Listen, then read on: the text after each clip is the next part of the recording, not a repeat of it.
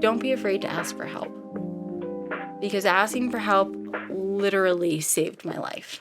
If you're not moving forward in life, you're moving backwards. This is Ace and Jamie, and this is Breakpoint Podcast. Our goal is to create and deliver content that evokes a change of spirit and heart, seeking out messages that will relate and inspire. Stories and experiences of people and their breakpoint in life. Little rough around the edges, completely unhinged, and wildly compassionate. We bring you Breakpoint Podcast.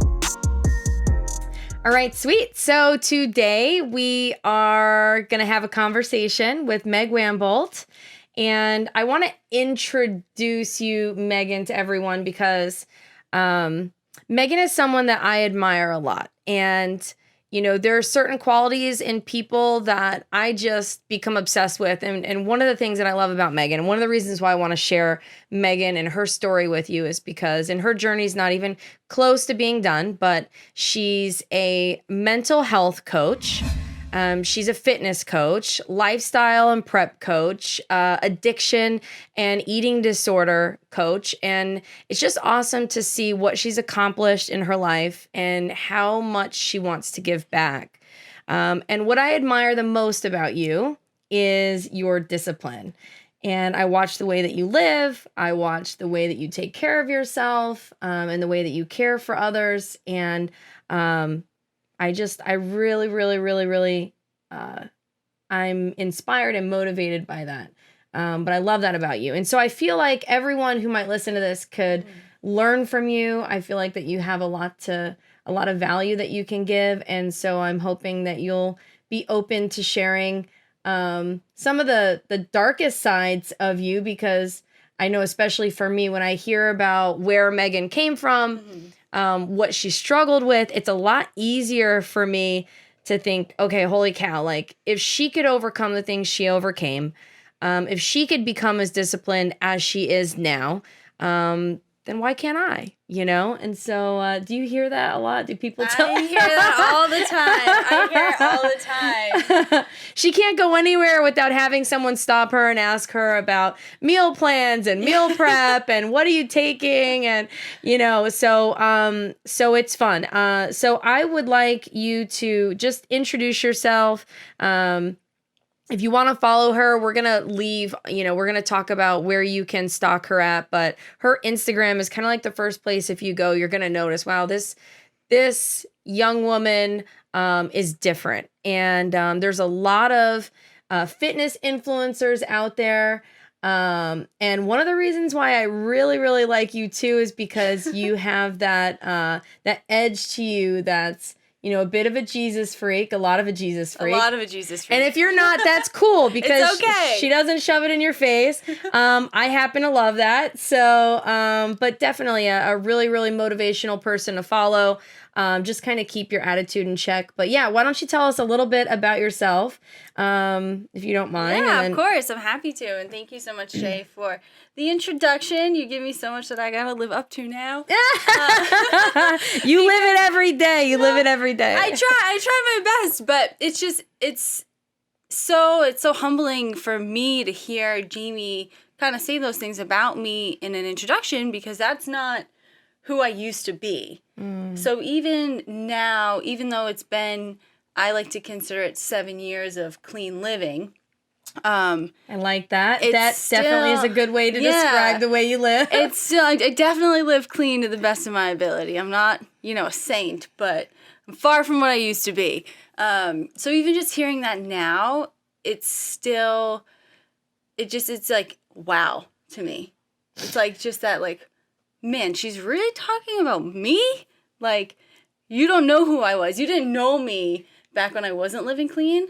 So all you know is the clean, quote unquote, version of me. So it still just like blows my mind sometimes to hear people say things like discipline and motivated and inspiring, because that was not me. I was like the furthest thing from that. So just hearing those things is just, it really, warms my heart, because all that I set out to do now in the life that I live today is to show people that, hey, that's where I was. Look at where I am now. I'm not done yet. And if I can do it, you bet you can do it too. Like, if I can just give anyone a glimmer of hope that they can overcome whatever battle they're fighting, then my job is done, you know? I gotta say, it's hard to believe that I could ever live like you. You can, if you wanted to. If I wanted to. So we'll go there. But how about, you said something that I didn't know you when you were the opposite of those things, and that it's surreal to hear someone say those things about you, because sometimes it's like, wow, you don't know where I came from. So give us that snapshot. What would somebody say about you, and even, you know, Yikes. what you thought about yourself, you know, when you look back? What was the 19-year-old, 20-year-old? Even younger than that. Even younger than Even that? younger than that. So when I was really young, right, just to give you like kind of an idea of where I was, where I went, and now where I am now, today, when I was a really young girl, like when I was in first grade, I remember this vividly. My first grade teacher, Miss Waters, God bless her soul, she was awesome. She told my mom that I was going to be the first lady president. She was like convinced, because It's not too late. I don't know if that's the road I want to go down. I don't know if that's where I want to end up. You never know. It A might lot of be my journey, responsibility. but I'm not sure. I like where I am now. But she said that I would be the first lady president because I was a total leader. I took charge of the class. I was always on time. I was usually early. I turned all my homework assignments in on time, even in the first grade. Like, I was showing all these qualities of just what good leadership entails. And she said to my mom, you know, if there's going to be a lady president, it's going to be your daughter.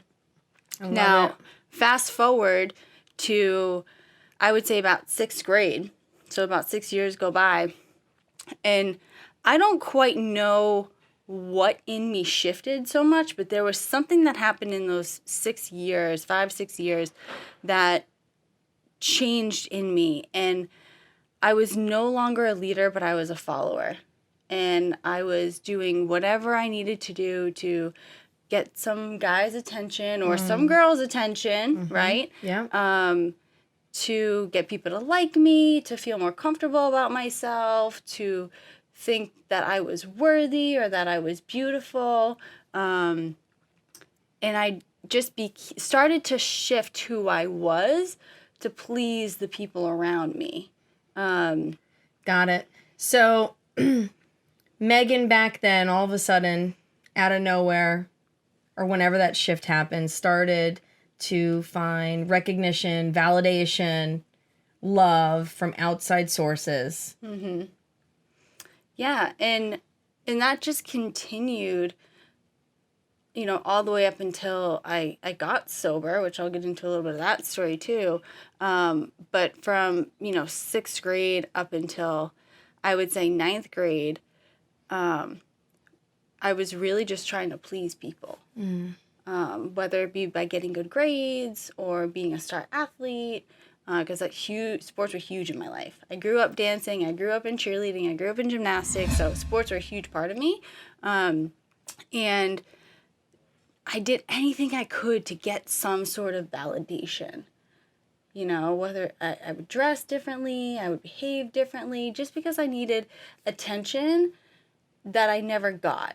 Whether it was good or bad, I just needed some sort of attention, because when you're that young, you equate attention to love and attention to worth.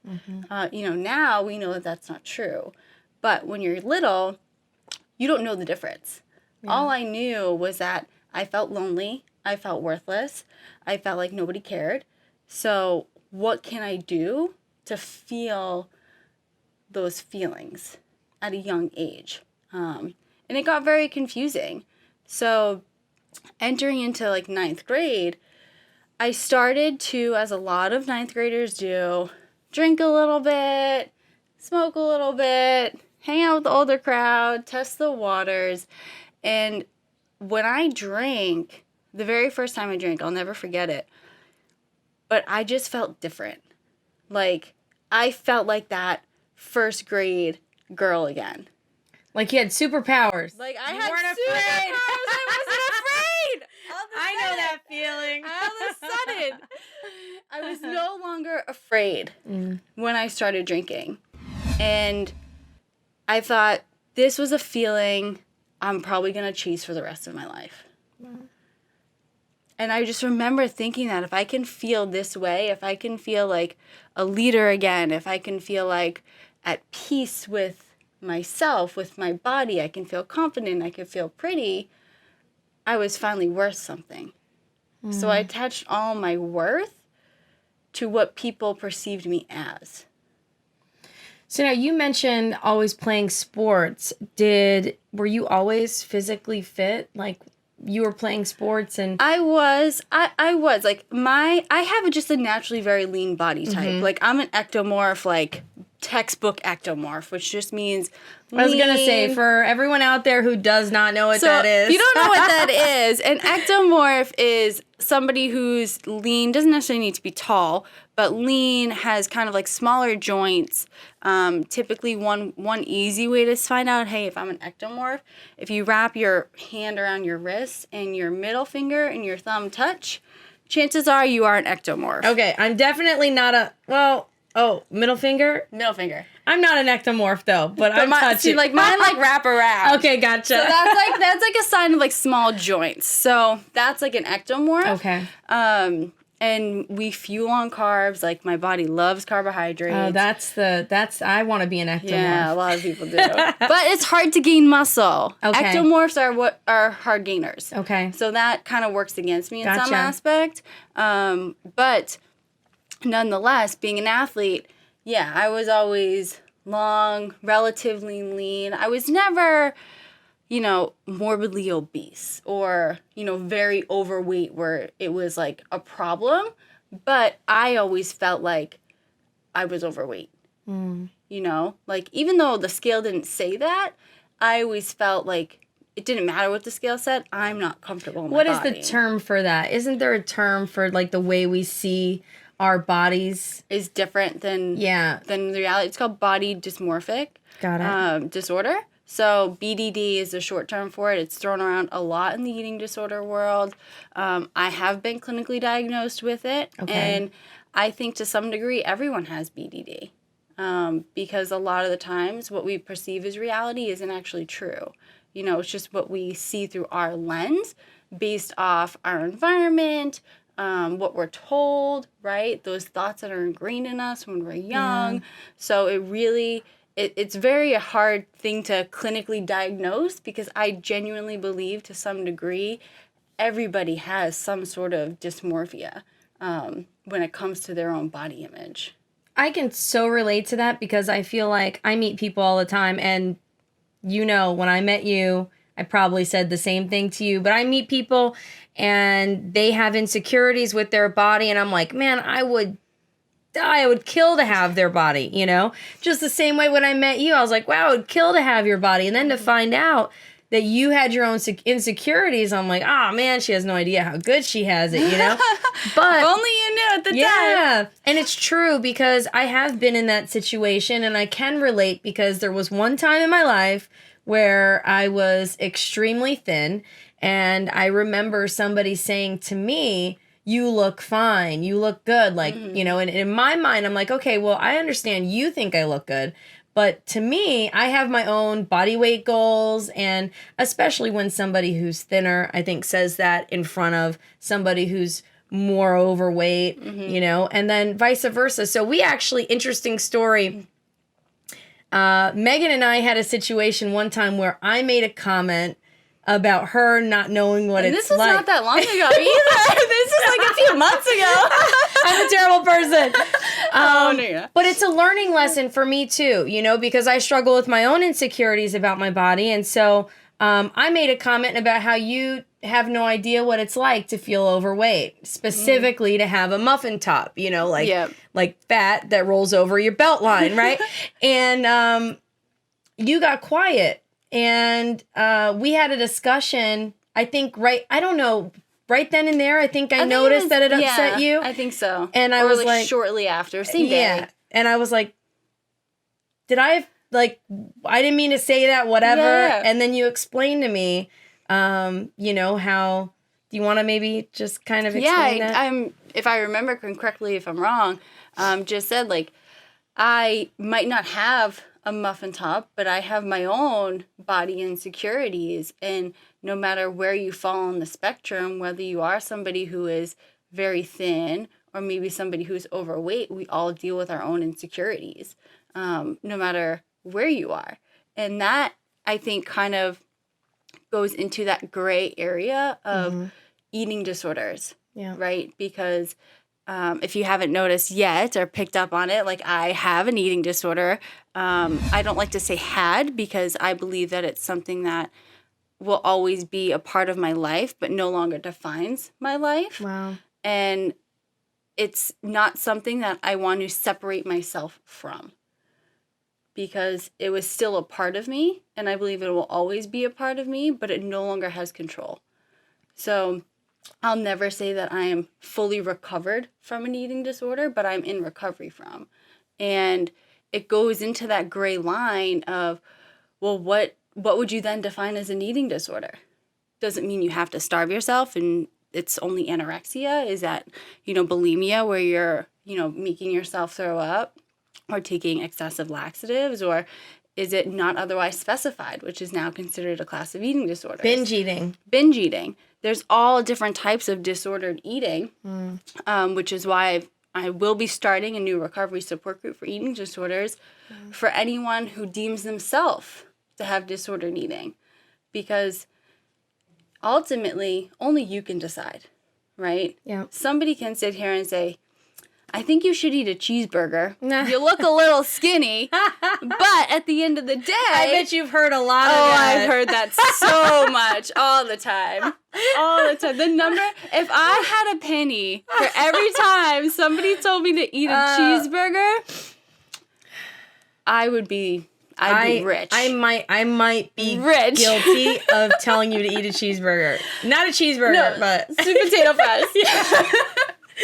So, two things. First off, I want, if you could, because I know that everyone, you said it before, everyone who listens to this is going to understand what we're talking about, male or female.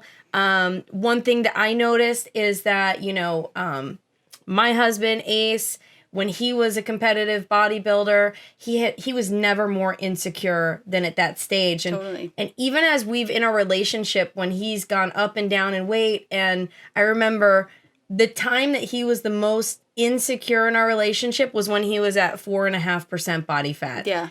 And I was 100%. like, it's not healthy for you to try to get into this state because you just become more and more conscious of it.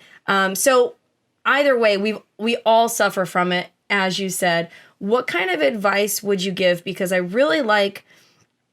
have a lot of friends, obviously, that suffer from eating disorders. Sure. And even being your friend and not knowing that you suffer from an eating disorder, what would you say to men and women, young, old, in high school, in college,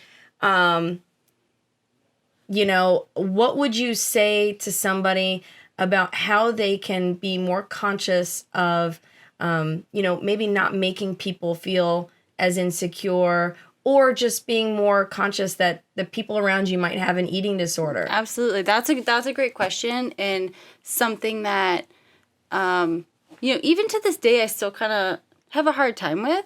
And I think the part of the reason is like the home that I grew up in, I didn't have a good relationship with food in my household when I grew up.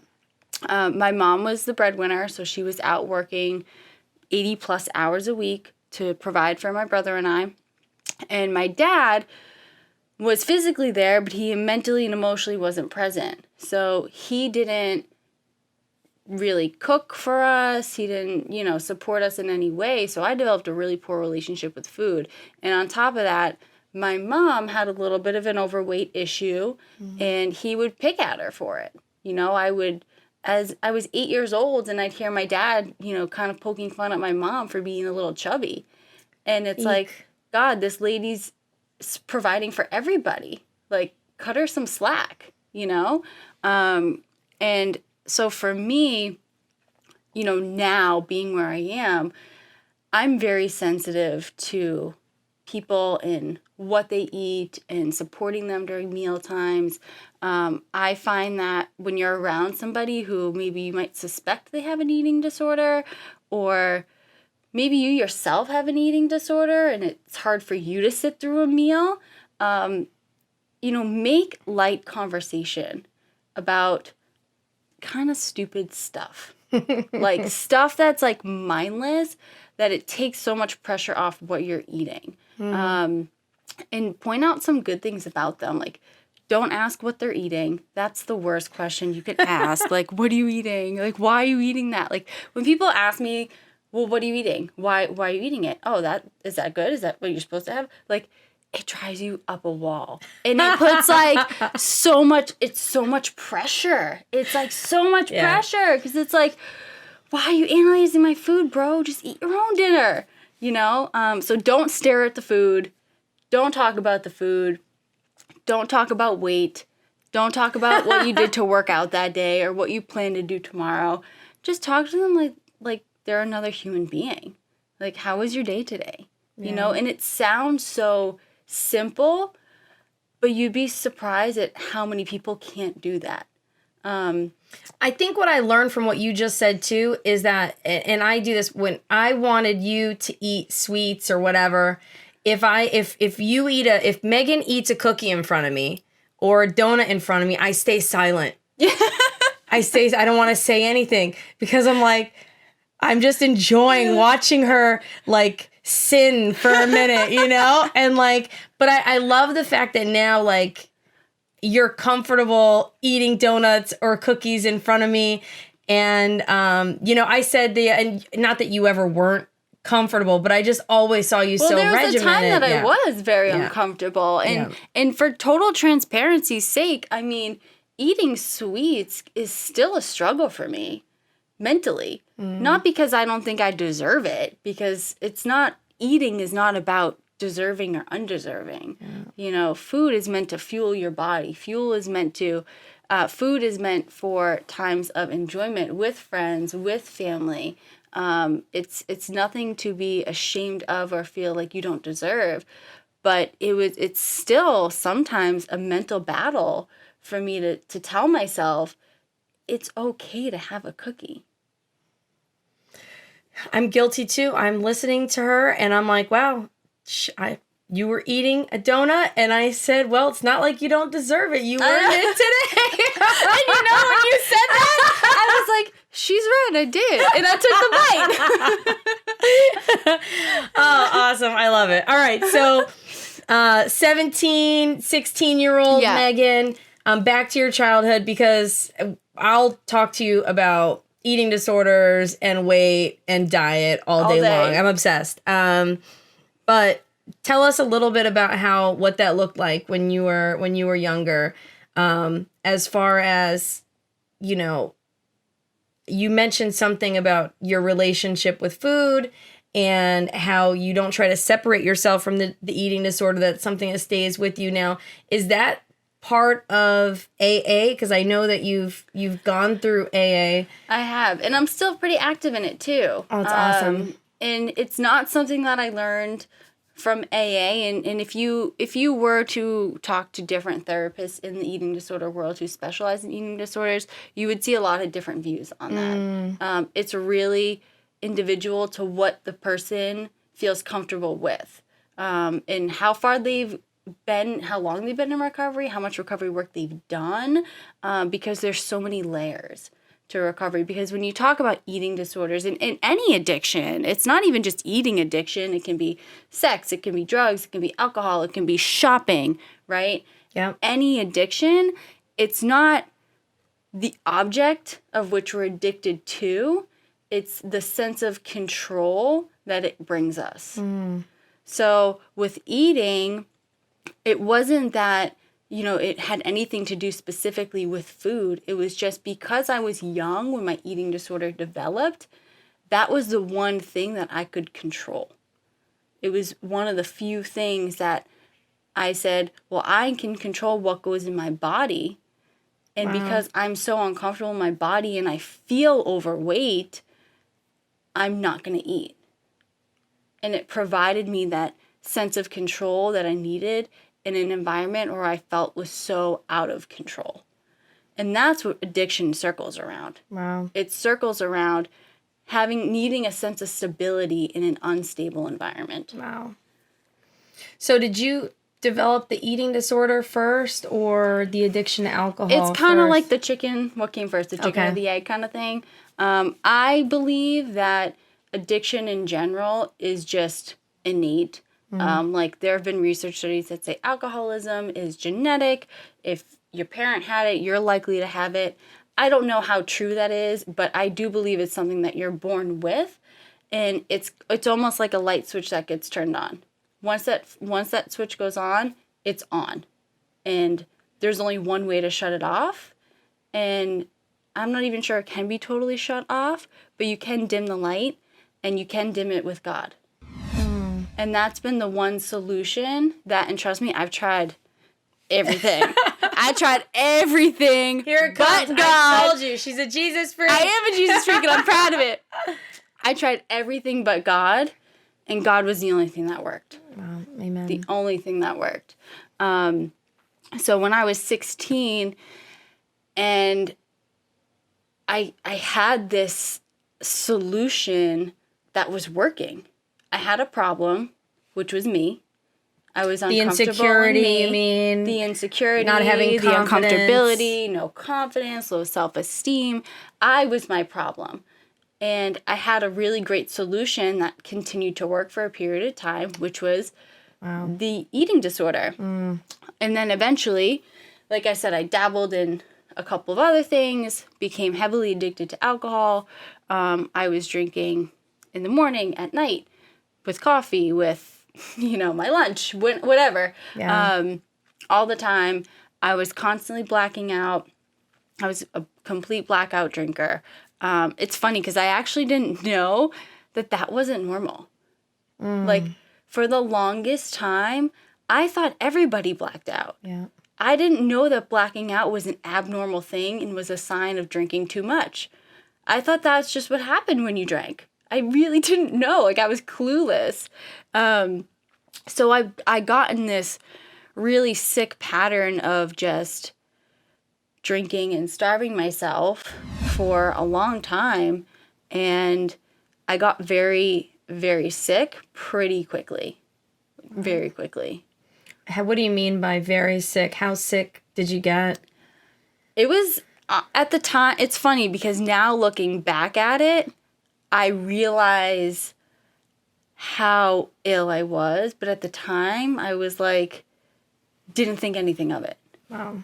But I had gotten so sick. I remember what sparked me to get treatment was the fact that my mom was concerned. So I have a very good relationship with my mom, and I just tell you this so I can set you up for why. Okay. How far my disease brought me. Yep. So I was going into my freshman year of college.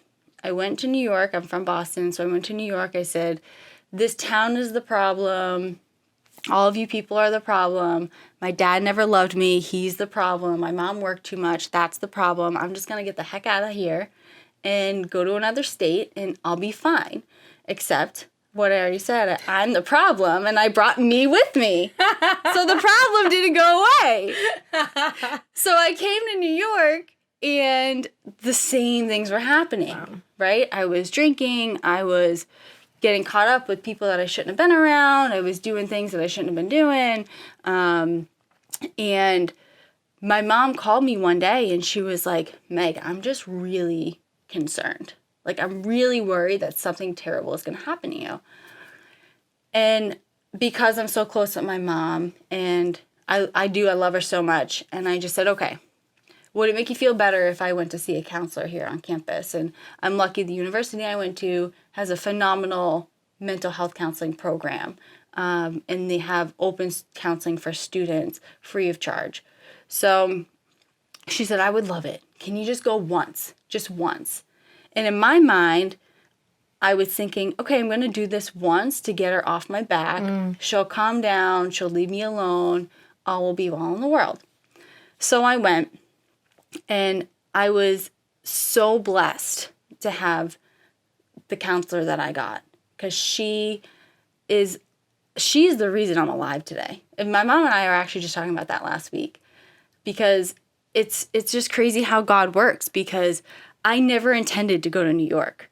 New York was the last school on my list to go to. I wanted to go down south. And for whatever reason, I ended up there. I didn't get a scholarship. I didn't want to come to New York. I was like, I don't want to go to journalism school, and they had a phenomenal journalism program. But for whatever reason, I ended up there, and I truly believe I ended up there so I could meet this therapist that would save my life. So I met her. I wasn't supposed to be with her either. They put me on her schedule by accident. Wow. Because she's like the program director. So she didn't meet with a ton of patients. Just the ones that she had. She didn't take new ones. And it just so happened that I ended up with her, and she diagnosed me with everything in the book. Everything in the DSM-5, which is the diagnostics for psychology, I was diagnosed with. And how old were you at this time? I was 18. Wow. I was 18 years old, and anorexia, alcohol addiction, OCD, trauma, PTSD, depression, anxiety, all the list literally goes on. I was diagnosed with everything. And she said, I'm really concerned about your physical health, because I was starting to turn yellow. And yellow skin, as you know, I'm sure, is liver failure, signs of liver failure, jaundice. She said, I'm really concerned because your skin is yellowing and you just look so frail. And I was still on the cheer team at the time. Wow. So I had made the cheer team, and they have a phenomenal top collegiate cheer team. So I was practicing there, working out, drinking, doing all this crazy stuff. And this woman is worried that I'm going to die on the campus. So to get her off my back, just like my mom, I said, all right, I'll go to your eating disorder physician. I'll get checked out. That way I can keep doing what I'm doing. Yep. So I went. I was in way worse shape than we thought. I had early signs of liver failure, which is known as sponge cake. Wow. Because I was just drinking so much and not eating. So everything was getting filtered through my liver, just killing it. So I had that. My blood work was like all over the place, like 0 hormones left. My white blood cell count was fine, but my kidney function was elevated. Everything was elevated, and they were very concerned about my heart because I was bradycardic, which just means you have a very low heart rate. I was going to say, what is that? So bradycardia is when you have a low heart rate. Typically, it can be hereditary, but it's not really a common thing that you hear about. And my heart rate was under 40 resting, which is, even for an elite athlete, like a Lance Armstrong has like a 38 resting heart rate. So mine was under 40. And I'm definitely not an elite athlete. I was going to say. I'm an athlete, but I ain't an elite athlete. Like, I can't hold my breath that long. So they were very concerned about me, of course. And the doctor gave me 2 options. He said, you can either go inpatient here in New York for a week. We'll tell them you have pneumonia, that you need to, stay here for a week. You'll be out of school. Or you can go back to Mass General in Boston, where your family is, and stay for a week there. He said, either way, you're being admitted today. Wow. You were not expecting that. Oh, no. And I almost just signed the yellow paper and walked right out. And he said, because you're 18 and you're in school and you're a dependent, you can't sign the paper. Wow. I don't really know what the laws were on that. I wasn't about to look into it because I think part of me wanted to go in because I was scared. Like, I was petrified of what was going to happen to me, but I didn't have the courage to do anything about it, which was like a really tough place to be in. It was almost like I wanted to be found out. Yeah. Like, it got so You couldn't hold difficult. a lie any longer. I couldn't, because on the outside, while yes, I was frail, I looked ill, it was clear that I had a problem. But is that how you perceived yourself? But I didn't see myself You were that way. A collegiate cheerleader. Got when good you grades. looked in the mirror, I graduated college with a 3.6. Like, I was a smart girl, and the school I went to was a tough school. So, to me, what I portrayed on the outside was somebody who was thin, athletic, smart, had their stuff together, right? Cared about other people. But that's not what other people saw. So it was very hard for me to keep up that act and to even know what other people were thinking, because similar with the BDD, where your perception is different than reality, what was going on in the world was so different than what I was perceiving was going on. So it was a very, tough place to be in, where I just got to the point where I was like, I think part of me at the time was relieved to have somebody say, just go this once. Because I didn't have the courage to say I need help. Wow. So here you are, liver function, your body's literally on the brink of shutdown, your heart. So now how long are you in the hospital for? So and was this just like a quick recovery? You went in and everything was good?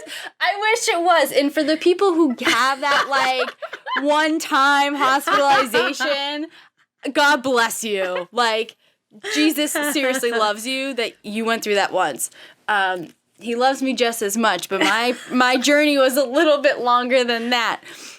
So my very first hospital stay, I was sent back to Boston. Okay. Out of concern for my mom, she felt more comfortable having me where she could see me than in another state where she couldn't. So she came to New York, got me. We drove back to Boston. I was admitted to Mass Gen that night at 2 a.m. And I'll never forget, on the ride home, my favorite snack to eat at the time was Nutella with pretzels. And it's still really good. Sounds amazing. It's still really yummy. And I would throw some peanut butter in there too, so it was almost like Reese's style. And I said, well, I'm not going to be able to eat anything I really like for a week, so I'm just going to eat this whole tub now. So I ate the whole tub of Nutella and pretzels on the way to the hospital, which is kind of comical if you think about it. Really comical. But I figured I'm not going to be able to enjoy anything, so I might as well eat my favorite snack now. So we finally get there. Hysterical. We finally get there, and I was, admitted that night. I had to sign paperwork saying that I would follow the eating disorder and alcohol recovery protocol, because they have certain guidelines set in place for people who are admitted for certain reasons. So I had to sign the paperwork saying that I would follow it. And I'll never forget, I was sitting there. It was 2 a.m., and they couldn't admit me till I signed the paperwork. And my mom sat next to my bed, and I was 18. My mom sat next to the bed, and she was like, why is it taking you so long to sign this paperwork? It took me over an hour to sign the papers. And I just said, because I don't want to do this. I don't want to go in the hospital and follow these protocols. This is not what I signed up for. I don't want to do this. Because it didn't say, my original doctor said you'll be there for a week. These protocols said however long it takes. So I knew it was going to be longer than a week. And I wasn't ready to do that. And my mom just cried and cried next to the bed. And I just saw, it was a weird outer body experience, because there my mom was hysterically crying over her daughter who was 18 and about to die. But I wouldn't take the means necessary to live. And it broke me. It really broke me to see her in such turmoil, knowing that I caused that. It was my choice, or lack thereof. Yep. So I eventually ended up signing the paperwork, was admitted, was there longer than a week. I was there for 3.5. Wow. Followed the protocol, and was eventually discharged after, fully detoxing from alcohol. And one of the rules that they had was that you had to gain 0.5 pound a day. Otherwise, you'd be supplemented with X amount of calories. And that was during blah, the blah, time blah. that you were That was during in the time hospital. that I was in the hospital. So by the time I was discharged from the hospital, I had gained like 8 or 9 pounds. Wow. In like 3.5 weeks. And this is where it kind of sucks to be an ectomorph because I burned through calories so quickly. So by the time I was discharged, I was eating upwards of 5,000 calories a day. Wow. Just to maintain my weight. Not doing anything. Like, I was on bed rest. Not doing a dang thing. I couldn't even shower. I was 19, 18 getting sponge baths because I couldn't take a shower on my own because they thought I would faint. And it was like I was discharged from the hospital and I just thought, okay, well, that happened. Can I go back to my life? Like, it was almost as if none of that happened when I was discharged. I was just ready. I was like, when can I go back to school? When can I get back to my classes? When can I get back to cheering? Am I clear to use the gym? I just wanted my life to resume. And is that what happened? And that is not what happened. That is not what happened. It was the winter semester. Okay. So it was January. I had to wait out until spring semester started again at the end of January, early Feb. And during that time, I didn't do anything to allow myself to go back to school in a healthy place. I followed my meal plan recommendations. I saw my outpatient doctors, but I was doing like the bare minimum. And I had started drinking again. I wasn't drinking like I was. Okay. But I was still having, 1 or 2 a day, a shot here, a shot there, just to, get me through the day. And I didn't do anything to make sure that when I went back to school, I could stay there. So I ended up going back to school, and I made it a full week before I was asked to leave again. And that cycle of going back to school, being medically unstable, go to the hospital, that went on for 2.5 years. Wow. That went on for. So being asked to leave, what is that like? I mean, what are your friends kind of thinking about all of this? Did you have friends? Why didn't I have any? It was a pretty lonely road. Wow. I didn't really have a lot of friends, and I can't say that I blame them. I'm not sure I would have wanted to be friends with me either. I was essentially, just to put it nicely, a hot mess. Like, disastrous. I was that drunk girl at the party that everyone left there. Like, that was me. We all had those girls that we knew. That was me. Some of us have been those girls too. Okay, so I'm not the only one. You are not alone. Yeah, I was the one that was left there that nobody wanted to deal with. And because I had so few friends, nobody really, not that nobody cared, people cared, but they weren't invested in me because I was so unstable. You can't have a relationship with anyone like that, The few friends that I did have said, it's probably best. Like, you clearly need help. One of my friends said, I'll take you to AA meetings. If that's what you need, I'll go with you. Because her father was in recovery. So she kind of knew from a child perspective. Was she out of New York or out of Boston? She's actually from Boston, but she also went to New York. Oh, wow, okay. So we kind of had that mutual bond. And we just happened to get paired together as roommates our first semester in college.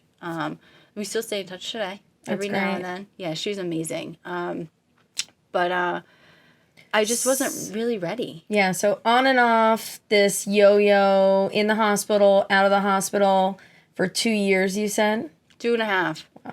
2.5. And the last time was 2013. And I was hospitalized again. And this time, I did do something a little bit different. Once I was discharged from the hospital, they said, we really recommend, given your history, that you do a residential treatment program because the partial programs that you were doing, the outpatient stuff, wasn't enough support for you. And where you're at right now, we're not comfortable discharging you again. So I finally agreed because I fought it. They had presented it to me in the past, and I said, hell no, I ain't doing that. It's like I'm being gonna do on it my probation, way. right? Yeah, Or like it's checking like- in, having a babysitter, that sort of thing. Oh, it's worse than that. I mean, residential treatment program, you actually live at another hospital. But instead of it being in the hospital setting, it's more like a community. Okay. So where I went was McLean Hospital, Claremont Eating Disorder Center. It's one of the top 10 in the country. And it's basically just this house of women with eating disorders. And we all live together. We'd all get up at, between 5 and 6 a.m., which is why I get up so dang early, every day. We get our weight checked, we get our vitals checked, we get our blood work done, and then we have all of our meals together. We do like meal planning together. We would have creative arts therapy, all different types of therapies, coping strategies, all that kind of stuff.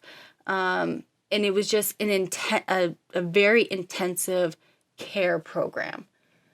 Would you say, is that what changed everything for you, you think? That was the... It helped. It definitely helped. I mean, I will say I was there for 3 months. So it wasn't like a 1 week thing where you did this. I was there for 3 months. And some women were there up to 2 years. Oh, gosh, There was wow. one girl that I became very friendly with who was there for 2 years. Now, for someone with an eating disorder, just because we're on the subject, what would be the first thing that you would recommend them? Is this... Ask for help. Yeah. If there's even like an inkling in you that says, gee, I think I have a problem, and it might not be as severe as I was. And I pray to God that it's not by the time you get help, because I literally almost died. Like, I got so sick, my heart muscle started eating itself. Like, that's how deprived of nutrients I was. So I pray that people who think they might have some sort of disordered eating just ask for help. And there's eating disorder hotlines you can call. You can get in contact with NEDA, which is the National Eating Disorders Association. They have... That's NEDO? NEDA. NEDA Yep. Association, yep. Yep. And they can, they have tons of like anonymous calls you can make. So you don't have to tell people any information about yourself. You can go to online virtual support groups. There's all types of ways to get help today that doesn't necessarily require one-on-one therapy. I think that's the best that you can get, but I also understand when it's so new and you're in that place where I think I have a problem, but I'm too scared to have a problem, and you don't want to admit and accept that you have one. Where's the safest place you can go? So those online support groups and anonymous calls that you can make, take advantage of them. Do people think about, like, is finances ever like a role in this? It is. Do some women, like, did you have that thought, like, It's a huge it's gonna role. cost my parents too much, this is gonna be... I didn't have that thought. I thank God, had great health insurance. Not that they cover everything, but they do cover quite a bit if you have good insurance. More so today than they did, years and years ago. But it's definitely a factor for a lot of people. It can cost up to $1,500 a day for a residential program. So what if you don't have insurance? So if you don't have insurance, there are things that you can do. There are different eating disorder centers around the country that offer scholarships for care if you need them. So Timberline Knolls, I know, is one of them. There's a few around the country that do offer scholarships for people who need care but don't have it, whether they can't afford it or their insurance will only cover so much. There are options. Awesome. Thank Yeah. you for clarifying that, because I'm sure that's probably something that people think. So Without a doubt. just call. When in doubt, just call. Just call. Ask for help. Whatever you do, like that was my saving grace. Like, when the very first time I went to that counseling appointment, I didn't put my hand up and say, I need help. But my actions showed that I needed help, because I walked in there And when I walked in there, I was so dang tired that I was like word vomit. And I literally told this woman everything, everything, because I couldn't keep it in any longer. And it's true, like secrets keep you sick. The more secrets you have, the sicker you're going to be. Secrets keep you sick. Write that one down. I literally spewed Secrets everything. Keep you sick. Wow. So I know that there must have been a break point for you. But, I guess what I want to hear is, was it easy once you started doing the residential program? Was it just smooth sailing from that point on? Nope. Did you hit any? Nope. It still wasn't smooth sailing for me. That was like the best thing I could have done for myself. It was the hardest and greatest 3.5 months of my entire life because I learned so much about myself, good and negative things. I learned so much and how to cope with my issues that I was struggling with trauma, with post-traumatic stress disorder, with anxiety, depression, and fear, family issues. I learned how to deal with all of that without putting myself or anyone else at risk. And when I got out of that, I thought I was good. I was discharged. It was May 31st, 2013. I was discharged. And I said, I'm good. Like, I feel great. I'm healed. I'm healed. Like, I still didn't have Jesus in my life, but I thought I was okay. And I didn't know Jesus at the time. Gotcha. So if you don't know Jesus, it's okay to think you're okay. But once you know Jesus, you can't do it without him. You can't do it without him. And it's like, if he's, on the back burner, like, ooh, I'm not okay. So a week later, I went to a graduation party. It was my best friend, one best friend that I still have, who I went to high school with. She's an absolute doll. Seriously, like, she's a saint. Like, this woman, she's amazing. I can't say enough good things about her. And it was her brother's graduation party, and I was so close with their family, super close with their family. They would write me cards when I was in the hospital and send me things, and just amazing people. So I went to this party, and as I walked up her driveway, her dad handed me a wine cooler. And I took it and I drank it. And that was 7 days after I was discharged, after being in that residential program for 3.5 months, and I was in the hospital for 3.5 weeks prior to. So that was almost 5 months of continuous treatment. And I walked up the driveway, took the wine cooler, and drank it without thinking a second. And that night was literally the worst night of my life. So one wine cooler equates to the worst night of your life? One wine cooler. It did me dirty.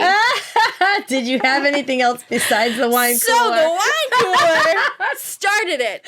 And what I learned, why they always say it's the first drink that gets you drunk, is because if you are an alcoholic, one defining factor is when you pick up a drink, can you stop?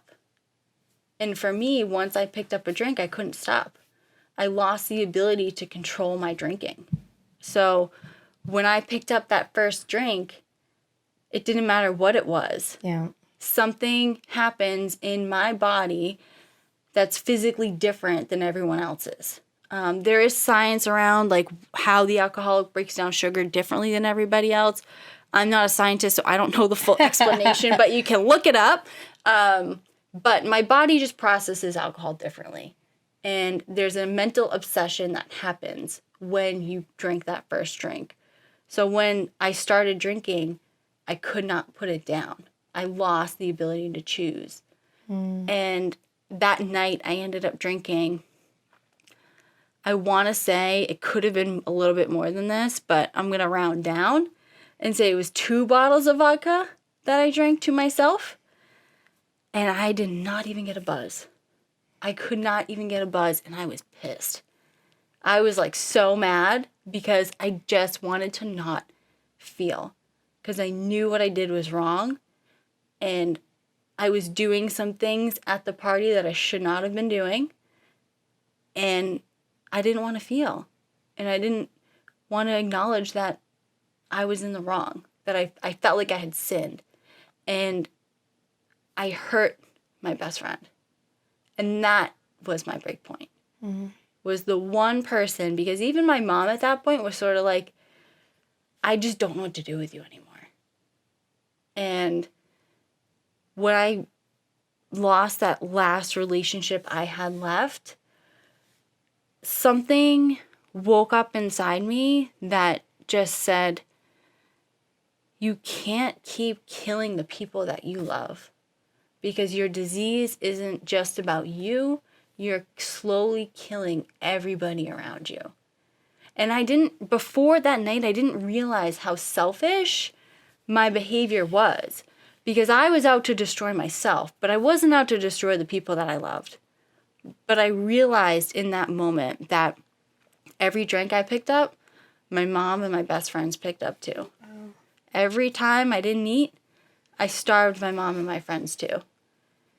And there was just something in me that just clicked that night. I don't know why, but I remember just falling to my knees in the middle of the street at 3 a.m., hysterical, my friend running after me, and I just said, I can't do this. I can't do this anymore. And I don't know if the voice was real or imagined, but I heard a voice that whispered back to me and said, you don't have to, you're going to be okay. Wow. And like, I'm getting the chills just thinking about it. Like, I'm like just reliving it because I remember it so vividly. So vividly. And I haven't picked up a drink since. And I would qualify myself as being in recovery from an eating disorder since. And that's not of my making.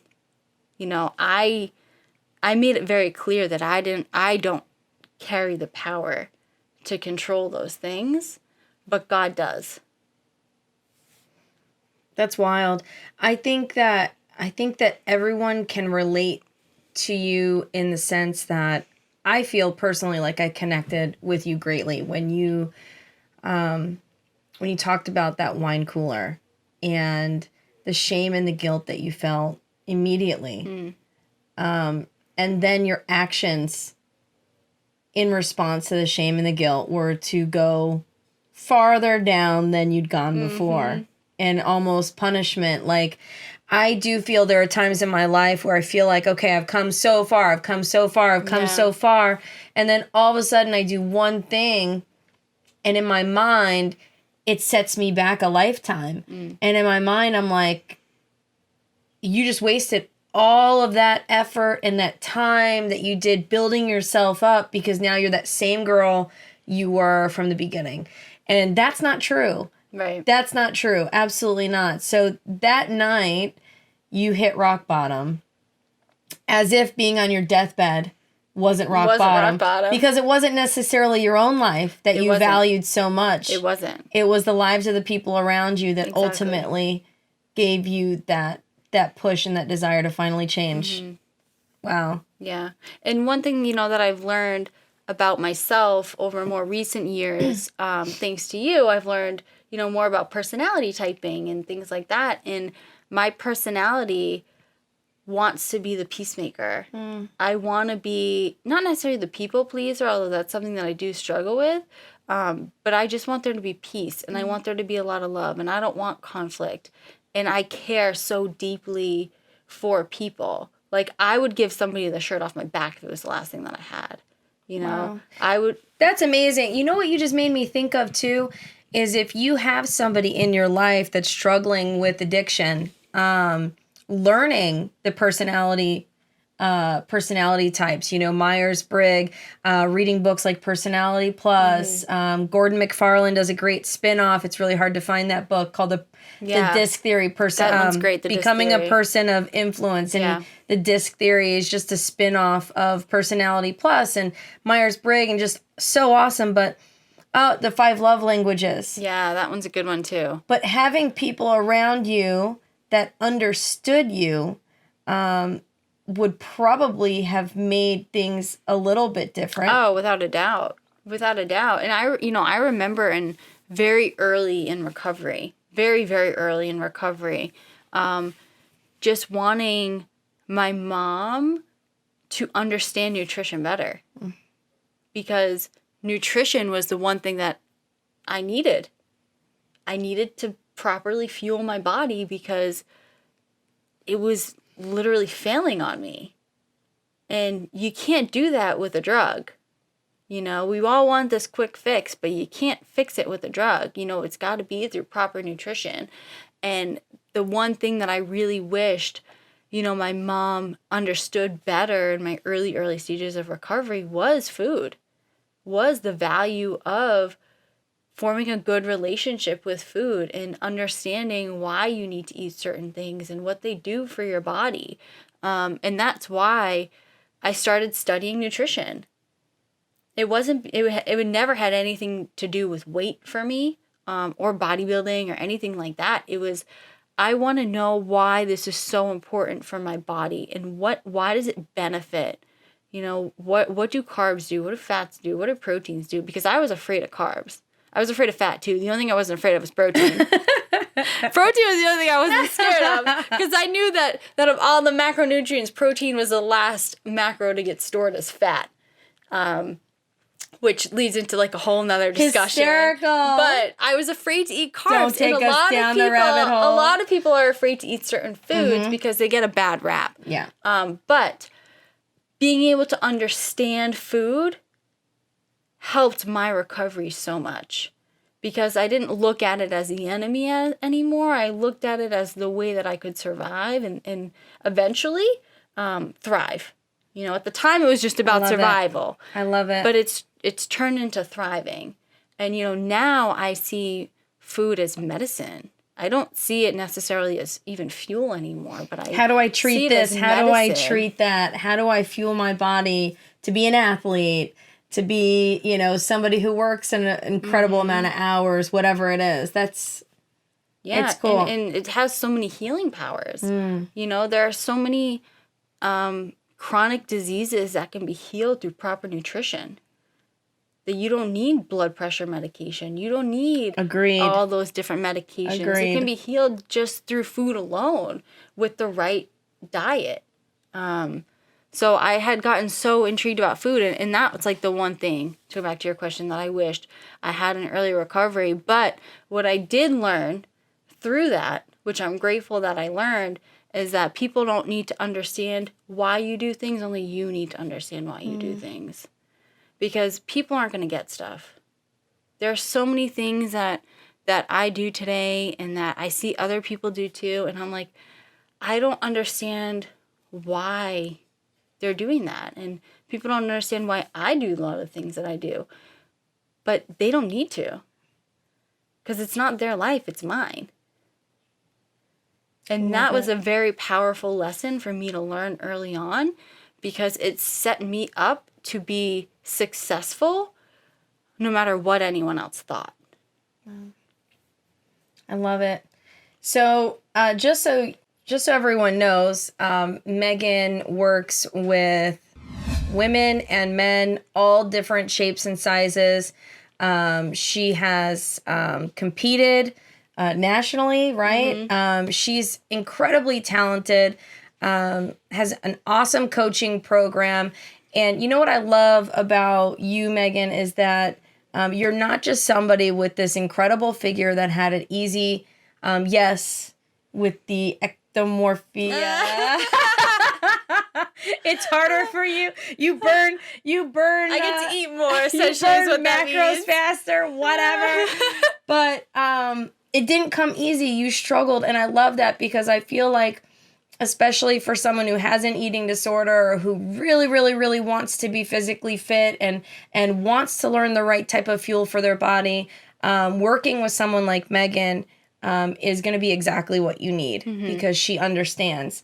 I do want to let you know how much I appreciate everything that you've shared. And I want to just say two things that I learned right off the bat. I was thinking, I hope I didn't forget the second one, but the first thing, action steps for me. The first action step is just being better about how I talk about my own weight in front of my daughter, and being better at teaching her the right way to feel about food, learn about food, that it's not an enemy. And I can already see where I've gone wrong in a lot of ways there. But she's smart, she's resilient, she'll figure it out. She's a good kid. And I'll send her to you. Kid. And just so much self-awareness. I definitely related on so many levels. So I appreciate that. Is there anything else that you would like to share with everyone if you had an ending message?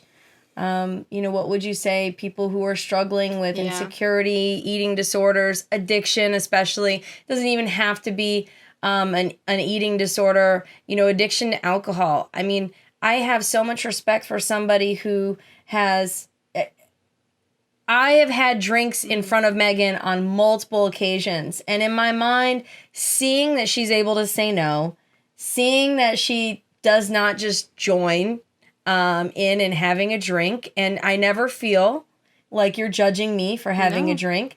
But it does just amaze me in my mind. I'm like, wait, am I an alcoholic? Because I can't imagine how she could just not have a drink when we're all having a drink, But I have a lot of respect for you.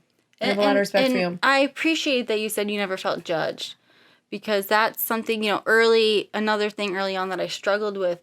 And when I was in early sobriety and early recovery, I lived in my sorority house. Ooh. Yeah, that was a rough 8 months of early sobriety. And whenever I went out and I came home and it was past 8 o'clock, I would literally I would call my sponsor. I'd say, I'm walking into my house. I don't know what's going to be going on, but I'm walking in and I don't want to drink. I'm going to run to my room and shut the door, because my room was my safe haven. And she said, I'm going to stay on the phone with you until you feel safe. And she would. She would stay on the phone with me until I felt safe. And the one thing that I had to learn, because I was in that environment too, I had to learn that, hey, I can't judge people for what they do. I'm a sinner. I've sinned so much in my life. Who am I to judge anyone else? And maybe that's not a sin for them. I've worked so hard at that, because I can't tell you what's right or wrong for you. I can tell you my story and you can make an informed and educated decision about what maybe you can do, but it's not my place to judge. I serve people drinks. I'm like, it's funny because my mom loves wine. So I'll go out and I'll buy her these fancy wines. And I'll be like, Mom, you want to try this wine? I got it for you. I thought you might like it. She's like, have you ever had it? I'm like, no, but you do. Like, you like it, you can drink it. Because who am I? Yeah. And I don't care. And if you came to me, or if anyone came to me and you said, hey, I think I might have a problem, I would say, well, why do you think that? It's not about what I think, it's about what you think. I like it. You have to be comfortable with your actions and your behavior. And if you're not comfortable with it, it's up to you to make that choice to change. Love it. Love it. So if there's one thing that I could leave everybody with, I guess it'd be two things. Okay. One, don't be afraid to ask for help, because asking for help literally saved my life. And it didn't just make my life better, although it does do that now, because I still ask for help today. I certainly don't know it all, but it legitimately saved my life. So don't be afraid to ask for help, even if it's a stranger. You'd be surprised how many strangers are willing to lend a hand. And number two is, don't be afraid to do the work. A lot of the times this stuff is nitty and gritty, and it's hard, and there's blood and tears, and it's not easy work, and a lot of people don't want to do it. But if you don't do it, you're never going to grow. So really, don't be afraid to do the work. In fact, I would say be afraid not to do the work. It's powerful. Yeah. It's powerful. Thank you for that. You are awesome. Thank Today you. was a lot of fun. Learned a lot. It was fun. The love is real. You can go have some donuts now.